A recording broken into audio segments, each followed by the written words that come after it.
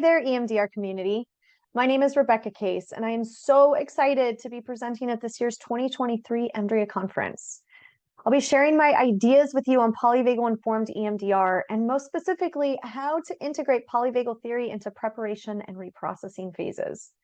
It's my belief that polyvagal theory is already alive and well within the EMDR model, and learning how to integrate the wisdom and teachings of polyvagal theory improves client care and clinical outcomes. We will explore a concept that I call the preparation hierarchy, which helps answer that all too common question I hear from consultees: how do I know when my client is ready for reprocessing? We'll learn how to apply neural exercises to build neurophysiological resilience and capacity for various EMDR interventions.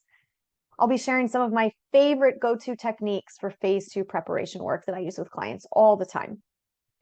We'll also explore polyvagal-informed interventions for facilitating phase 4 reprocessing, how to track and support the autonomic processes that are intimately intertwined with memory reprocessing. And I'll see you at the 2023 EMDRIA conference.